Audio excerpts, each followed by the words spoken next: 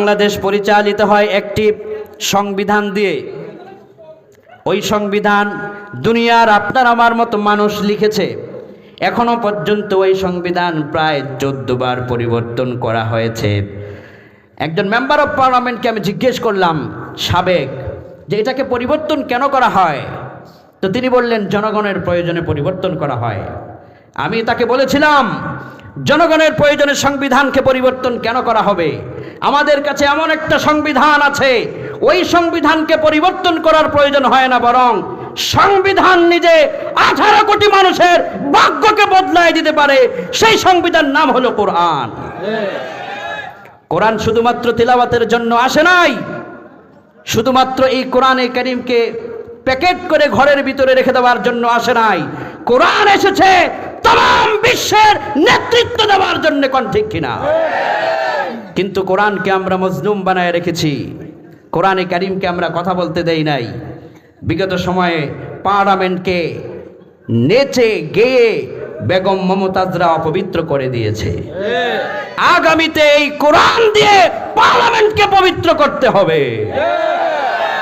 কোরআন যদি সেখানে পৌঁছে যায়, তাহলে সেই কোরআন দিয়ে যদি আপনার ব্যক্তি, পরিবার, সমাজ, রাষ্ট্র পরিচালিত হয়, আসমান থেকে রহম নাজিল করবেন যিনি, তিনি কে? আল্লাহ। আল্লাহ কয় শোনো, যেমন তেমন কোরআন তোমরা পাও নাই। সারা দুনিয়ার ভিতরে এই কোরআনের ভুল ধরার জন্য লোক আছে না নাই? এই যে কদিন আগে একদল বিজ্ঞানী তারা বললেন কোরআনের একটি থিওরি নাকি ভুল।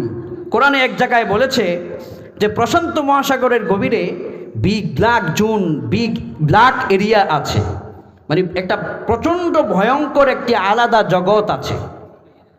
বিজ্ঞান বললেন যে আমাদের তথ্যমত গবেষণায় তো ওই ভয়ঙ্কর জগৎ খুঁজে পাই নাই, তার মানে কোরআন নাকি ভুল বলেছে। নাউযুবিল্লাহ বলেন। বিজ্ঞানীরা গবেষণা করে তারা 100 বিজ্ঞানী মিলে তারা একটি সিগনেচার করলেন যে কোরআনের এই তথ্যটা ভুল। কোরআনের সূরা নূরে এক জায়গায় আল্লাহ বলেছেন যে প্রশান্ত মহাসাগরে একটি ভয়ঙ্কর অন্ধকার জগৎ আছে, আলাদা একটি ভয়ঙ্কর জগৎ, জাহান্নামের মতো। আল্লাহ পাক বললেন আও কাযুলুমাতিন ফি বাহরিল লুজ্জিয়্যিন ইয়াগশাহু মাওজুম মিন ফাওকিহি সাহাব যুলুমাতুন বা'দুহা ফাওকা বা'দ ইযা আখরাজা ইয়াদাহু লাম ইয়াকাদ ইয়ারাহা ওয়া মান ইয়াজআলিল্লাহু লাহু নূরান ফামা লাহু মিন নূর। আল্লাহকে এমন একটা জগৎ দিলাম প্রশান্ত মহাসাগরের গভীরে, তুমি যদি সেখানে তোমার চোখের সামনে হাত বুলাও তো তোমার হাতকে তুমি দেখতে পারবে না। ভয়ঙ্কর একটা জাহান্নামের অন্ধকার জগৎ সেখানে আমি আল্লাহ পাক সেট করে রেখেছি কুদরতিভাবে। বিজ্ঞান গবেষণা করে কয় এই রকমের কোন জগৎ তো আমরা খুঁজে পাইলাম না। গবেষণা তারা করে, কোরআনকে তারা অসত্য প্রমাণ করার জন্য নানান চেষ্টা তারা চালিয়ে গেল। কিন্তু তাদের মধ্য থেকে কিছু বিজ্ঞানী তারা চিন্তাশীল, তারা বললেন কোরআন যেহেতু বলেছে এমনিতেই সিগনেচার করা যাবে না, কেননা কোরআন এমন এমন বক্তব্য দেয় যেটা 100 বছর পরেও সত্য প্রমাণিত হয়ে যায়। কোরআনের বিন্দু পরিমাণ জায়গা কখনো ভুল প্রমাণিত হয় না। আল্লাহু আকবার। কিন্তু যারা নাস্তিক, রাম বামদের পা চাটা গোলাম, তারা কয় আমরা তো প্রশান্ত মহাসাগরে খুঁজে দেখলাম অন্ধকার জগৎ নাই, তো কোরআন যেহেতু বলেছে নাই যেহেতু, তাহলে কোরআনটাই মিথ্যা হবে। বিজ্ঞানীরা বললেন গবেষণা হয়তো তোমাদের ত্রুটি আছে, আরো গবেষণা করা দরকার। এবার একদল বিজ্ঞানী যারা মেধা সম্পন্ন তারা বললেন তাহলে চলো নতুন করে আবার গবেষণা চালাই। গবেষণা করতে গিয়ে তারা 100 মিটার পানির নিচে গেলেন, 200 মিটার গেলেন, খুঁজে পেলেন না। 300 মিটার গেলেন, 400 মিটার গভীর সমুদ্রের ভিতরে তারা গেলেন, 500 মিটার গেলেন, পেলেন না। তারা চলে আসলেন, বললেন আমরা পেলাম না, কোরআন মিথ্যা, এটা লিখে দেন। বিজ্ঞানীরা বললেন না, আরো গবেষণা করা দরকার। কোরআন এমন এক মহিমান্বিত কোরআন, এটাকে নিয়ে কথা বলতে হলে হাজারো চিন্তা ভাবনা করে বলা লাগে। আরেক দল বিজ্ঞানী 600 মিটার গভীরে গেলেন, আরেক দল এসে 700 মিটার গেলেন, আরেক দল এসে 800 মিটার, 900, 1000 মিটার গভীর সমুদ্রে যখন তারা গবেষণা চালালেন, বিজ্ঞানীরা সেই সমুদ্র থেকে যখন তারা উপরে উঠলেন, ওঠার পরে ওই নাস্তিক বিজ্ঞানীরা সেজদায় লুটে পড়লেন। বিজ্ঞানীরা কয়, রে নাস্তিকের বাচ্চারা, গবেষণা করতে গেছো কোরআনের ভুল ধরতে, তো কোরআনের মালিককে সেজদা করলা কেন? বিজ্ঞান কয়, 1000 মিটার গভীর সমুদ্র যখন আমরা তল্লাশি চালালাম, আল্লাহ তার কোরআনের ভিতরে যেরকম বলেছে চোখের সামনে হাত বুলালেও হাতটা দেখতে পাবে না, ঠিক হুবহু কোরআনের বর্ণনা অনুযায়ী ওই রকম অন্ধকার জগৎ 1000 মিটারের নিচে আল্লাহ সেট করে রেখে দিয়েছেন। বিজ্ঞান কয় যে we have sent down this Quran and we will save it. Allah subhanahu wa ta'ala said in the Holy Quran, I am protector of Quran, I am God of Quran.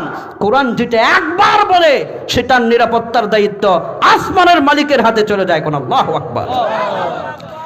বিজ্ঞানীরা চেষ্টা করেও কোরআনের ভুল ধরতে পারে নাই।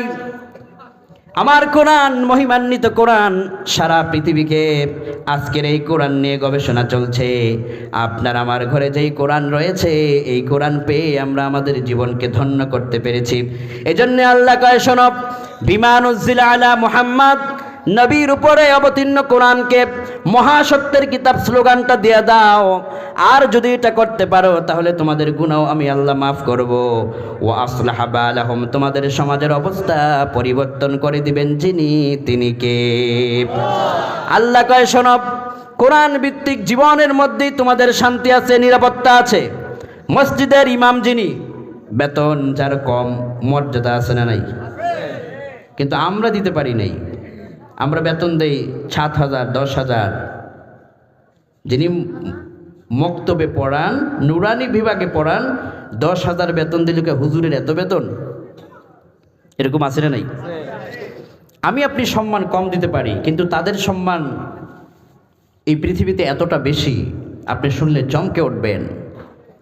বিশ্বনবী সাহাবায়ে কেরামদেরকে কয়, দুনিয়ার ভিতরে সবচেয়ে সম্মানী মানুষ কাদেরকে তোমাদের মনে হয়? এক একজনে এক এক কথা বলতে লাগলেন।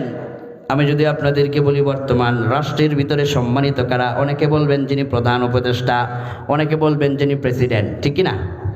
ক্লাসিফিকেশন অনুযায়ী আপনি এটা বলবেন। কিন্তু আল্লাহর হাবিব একজন কোরআনে কারিমের যিনি পাখি হয়ে যাবেন, মক্তবের শিক্ষক হতে পারেন, বেতন তার 2, 2.5, 3,000 হতে পারে, কিন্তু বিশ্বনবী কয়, বুখারীর বর্ণনায় জিলদে সানিতে ওসমান বিন আফফান রাদিয়াল্লাহু আনহু বর্ণনা করে কয়, এই দুনিয়ার ভিতরে সবচেয়ে মহিমান্বিত সম্মানিত ব্যক্তি হলো তিনি, যিনি আল্লাহর কোরআনে কারীমের একটা অক্ষর পড়ান। আল্লাহু আকবার। খায়রুকুম মান তাআল্লামাল কোরআন ওয়া আল্লামা। নবীজি প্রাইম মিনিস্টারের কথা বললেন না, এমপির কথা বললেন না, মন্ত্রীর কথা বললেন না, প্রেসিডেন্টের কথা বললেন না। নবীজি বললেন, মক্তবের ছোট্ট ইমাম আল্লাহর কোরআন পড়ানোর কারণে প্রেসিডেন্টের চাইতো তার মর্যাদা রবের দরবারে বেশি। আল্লাহু আকবার। আবার বিশ্বনবী কয়, ওয়া ইন্নাল আলিমা লা ইস্তাগফিরু লাহু মান ফিস সামাওয়াতি ওয়াল আরদ ওয়াল হিতানু ফি জাওফিল মা। মসজিদের ইমাম বেতন তার কম হতে পারে, রাতের গভীরে মুয়াজ্জিনি করে আজান দেয়, মানুষ তার দাম কম দিতে পারে। বিশ্বনবী কয়, এই আলেম যখন রাস্তা দিয়ে হেঁটে যায়, রাস্তার চারিপাশের সব আল্লাহর সৃষ্টি তার জন্য গুনাহ মাফের দোয়া করতে থাকে। ওয়াল হিতানু ফি জাওফিল মা। মহাসমুদ্রের গভীরে যা কিছু থাকে, পিপিলিকা গর্তের ভিতরে থাকে, মহাসমুদ্রের গভীরে যত প্রাণীরা থাকে, একজন আলেমের জন্য 24 ঘন্টা তারা গুনাহ মাফের দোয়া করে। আল্লাহু আকবার। আবার বিশ্বনবী কয়, এই কোরআনের আলেম কোরআন পড়ায়, মক্তবের মসজিদের মুয়াজ্জিন। নবী কয়, আল মুয়াজ্জিনুন আতওয়ালুন নাসি আ'নাকান ইয়াউমাল কিয়ামাহ। কিয়ামতের দিনে মুয়াজ্জিন যিনি হবেন, অন্য মানুষদের তুলনায় মুয়াজ্জিনের ঘাটটাকে আল্লাহ পাক উঁচু করে দিবেন। সাহাবায়ে কেরাম বললেন, ইয়া রাসূলুল্লাহ, ঘাড় উঁচু করলে মুয়াজ্জিনের সম্মান বাড়লো, এটা বুঝবো কি করে? উমদাতুল কারি শরহে সহিহুল বুখারীতে বদরুদ্দিন আইনি তিনি কয়, আতওয়ালুন নাসি আনাকা ইয়াউমাল কিয়ামা, ঘাড় উঁচু হবে তার মানে হলো আই আকসারুন নাসি আমালান, মুয়াজ্জিনের ঘাড়টা উঁচু হওয়ার সাথে সাথে মুয়াজ্জিনের আমলের পাল্লাটা আমার আল্লাহ উঁচু করে বাড়ায় সম্মানিত করে দেবে। একজন মুয়াজ্জিন যিনি আজান দেন, আল্লাহর জন্য ডাকেন, এই মুয়াজ্জিনকে মানুষ কথায় কথায় কয় মুয়াজ্জিন করো, তুমি আর কি করবা, ছোট চোখে দেখে। কিন্তু সেই মুয়াজ্জিনের দাম বিশ্বনবী কয় যে কিয়ামতের দিন তোমার আমার প্রেসিডেন্ট, রাজা, বাদশার প্রত্যেকের ঘাড়ের তুলনায় তার নেকের ওজনটা আল্লাহ বাড়ায় দেবে, এই কারণে যে তিনি সর্বত্র উলুহিয়াতের দাওয়াত দেয়, আযানের মাধ্যমে সালাতের আহ্বান করে, এই জন্য তার মর্যাদা বাড়ায় দিয়েছেন যিনি, তিনি কে? এজন্য আমার ভাইয়েরা, এই সকল সম্মান কোরআনের জন্য দেয়া হয়েছে।